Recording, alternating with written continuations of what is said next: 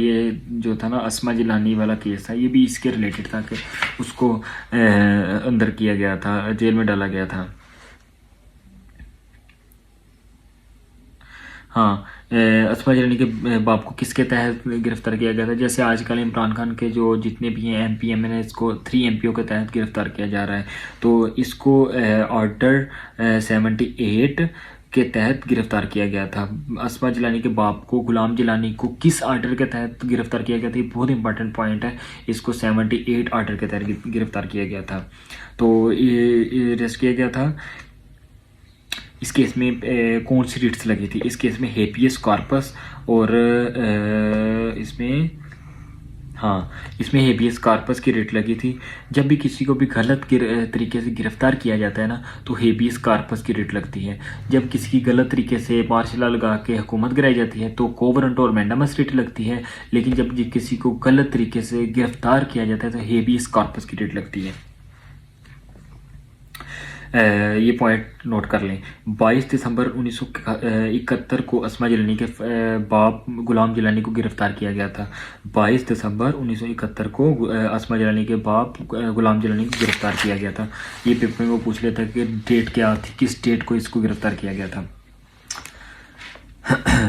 तो इसका फैसला इसका फैसला सुप्रीम कोर्ट ने किया था।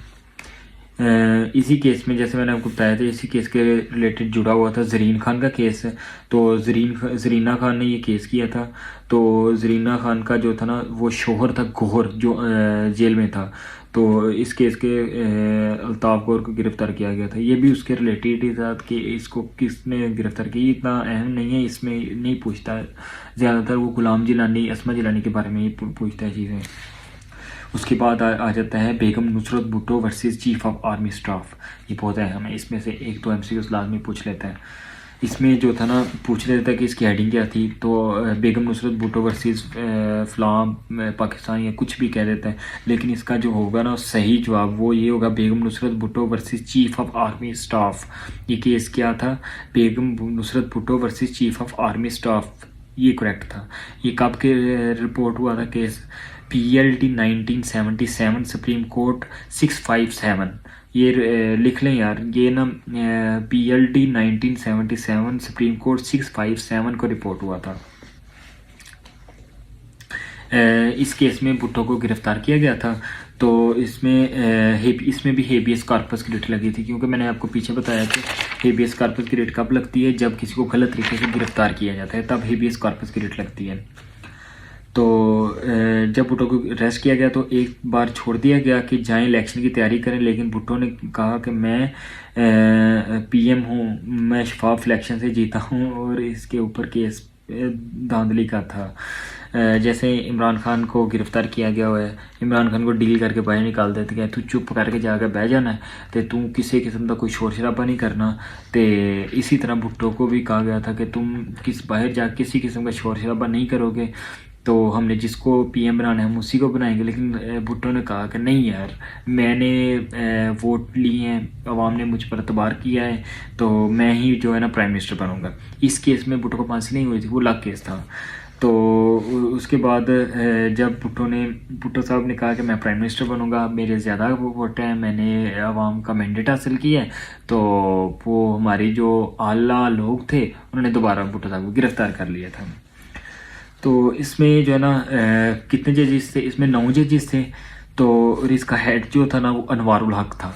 ये जो है ना, इसके हर केस में लिखे हुए हैं जो जजों की तादाद और उनके चीफ जस्टिस, ये बहुत अहम है। ये आपने लाजमी याद रखने हैं यार, कि इस केस में कितने जजेस थे। इस केस में 9 जजेस थे। और इसका चीफ जस्टिस कौन था? इसका चीफ जस्टिस अनवारुल हक था। इस केस में जो था ना, तीसरा मार्शल लॉ जो है ना, वो वैलिडेट हुआ था। तीसरा मार्शल लॉ वैलिडेट हुआ था। इस केस में भुट्टो को फांसी नहीं लगी थी, बल्कि वो कत्ल का एक अलग मुकदमा था। उसके बाद आ जाता है हमारे पास मियां मोहम्मद नवाज शरीफ, 5वां केस। Mian Mohammad Nawaz Sharif versus president of Pakistan. Mian Mohammad Nawaz Sharif versus president of Pakistan.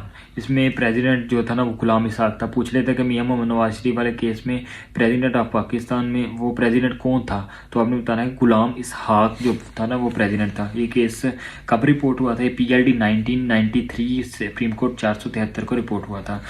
इस केस में टोटल 11 जजेस थे और इसका चीफ जस्टिस नसीम अली शाह था। इस केस में टोटल 11 जजेस थे और इसका चीफ जस्टिस नसीम अली शाह था। इसमें डिसेंडिंग ओपिनियन किसने दी थी? इसमें डिसेंडिंग ओपिनियन सजाद अली शाह ने डिसेंडिंग ओपिनियन दी थी। इसमें डिसेंडिंग नवाज शरीफ वाले केस में डिसेंडिंग ओपिनियन किसने दी थी? सजाद अली शाह ने। और ये केस नवाज शरीफ के हक में हुआ था, नवाज शरीफ साहब के हक में हुआ था जी। और ये case national assembly resolution of national assembly का था। वो पूछ लेता है कि मियां मोहम्मद नवाज शरीफ वाला जो केस है, मियां Mohammad Nawaz Sharif versus president of Pakistan का जो केस था, ये इसमें किसके रिलेटेड था? तो आपने बताना कि रेजोल्यूशन ऑफ नेशनल असम्बली के रिलेटेड था। ये केस डायरेक्ट सुप्रीम कोर्ट में लगा था और जो केस सुप्रीम कोर्ट में डायरेक्ट लगता है वो 184 रूल 3 के तहत लगता है। पेपर में पूछ लेता है कि मियां मोहम्मद नवाज शरीफ का जो केस था वो किस रूल के किस आर्डर के तहत लगा था? तो आपने उसमें बताना है कि 184 क्लास 3 के तहत जो था ना इसका केस लगा था। और उसके बाद 1991 में नवाज शरीफ की हुकूमत बनी और 1993 में ये याद रखिएगा 1991 में नवाज शरीफ की हुकूमत बनी और नवाज शरीफ की हुकूमत किस कानून के तहत गिराई गई थी? 58 क्लास 2B के तहत इसकी हुकूमत तोड़ दी गई थी। इसके मेन पॉइंट्स थे। मैं इसलिए ज़्यादा स्पीड से कर रहा हूँ क्योंकि टाइम बहुत शार्ट है, पेपर जो है ना वो सर पे आ गया हुआ है, तो नेक्स्ट मंथ ऑलमोस्ट पेपर है। तो मैं कोशिश करूँगा यार जितना कवर करवा सकूँ उतना कवर करवाऊँगा मैं। और जो पॉइंट्स बता रहा हूँ ना यार, इसी में से ही पेपर आता है, इससे बाहर पेपर नहीं आता है। उसके बाद अल जिहाद trust versus federation of Pakistan, ये केस था कि जो है ना जजेस की अपॉइंटमेंट के हवाले से था ये केस ना। जजेस की अपॉइंटमेंट जो है ना वो कैसे होनी चाहिए? शफाफ होनी चाहिए, इसमें पॉलिटिकल की किरदार नहीं होना चाहिए। इसमें मेन 2-4 पॉइंट्स हैं, जस्ट वो मैं आपको क्लियर कर देता हूँ। अल जिहाद trust versus federation of Pakistan, ये इसमें पूछ रहा था कि अल जिहाद ट्रस्ट केस था, इसका सही हेडिंग क्या थी? इसमें सही हेडिंग है अल जिहाद trust versus federation of Pakistan. तो ये केस कब रिपोर्ट हुआ था ये नोट कर लीजिएगा। PLD 1996, PLD 1996, सुप्रीम कोर्ट 324 को रिपोर्ट हुआ था ये केस। इस केस में टोटल 5 जजेस थे।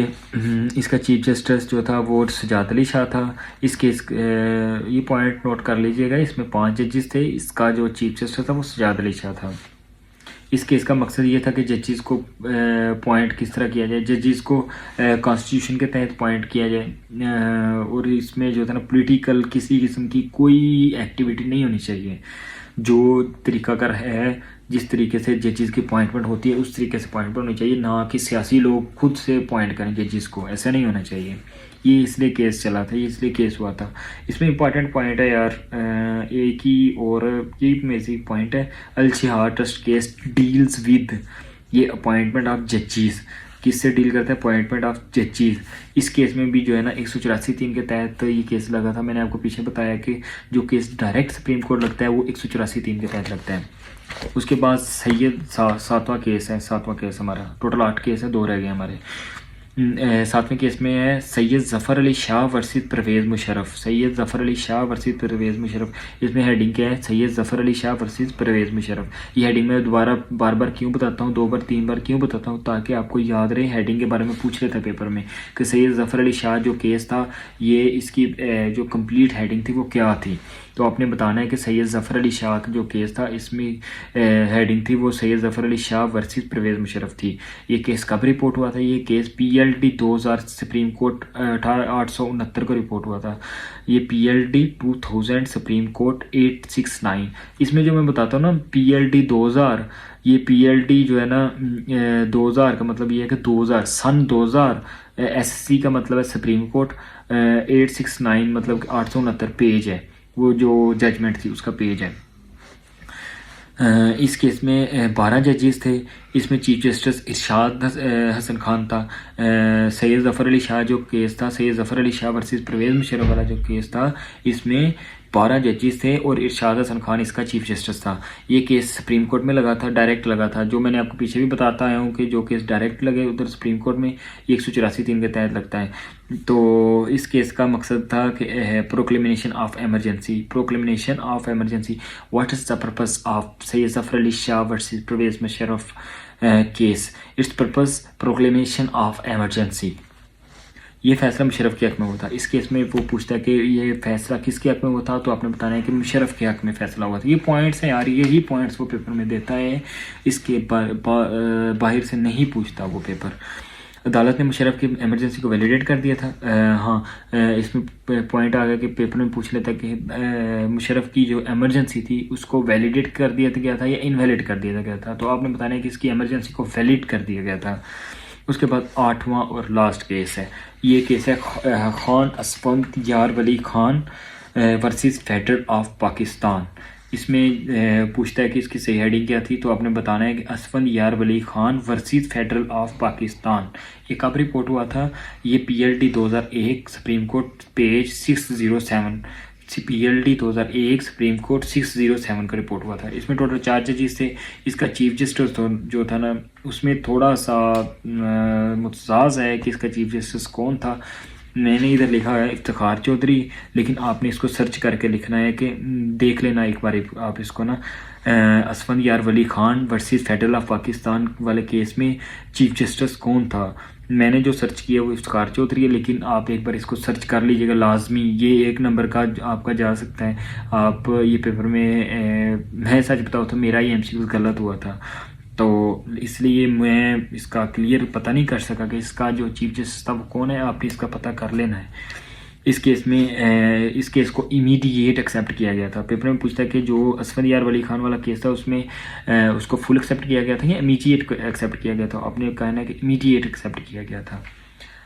चलें जी, ये हमारे 8 केसेस थे, तो मैं जितना कर सकता था मैंने किया है, कोशिश की है, और जो मैंने पॉइंट्स बताए ना आपको, यही पॉइंट्स होते हैं। इससे बाहर कोई क्वेश्चन नहीं करता। इसी में से पूछता है कि इसमें कितने जजेस थे, चीफ जस्टिस कौन था, डिसेंडिंग ओपिनियन किसने दी थी, फ़लाना केस कब रिपोर्ट हुआ था, फ़लाने केस का जो था ना उसका टाइटल क्या था, एग्जैक्ट टाइटल क्या था, ये केस डायरेक्ट हाई कोर्ट लगा था, सुप्रीम कोर्ट लगा था। ये जो छोटे छोटे पॉइंट्स मैंने आपको बताया ना, इससे बाहर नहीं जाता वो। खुदा हाफिज़, दुआ में याद रखिएगा। अल्लाह।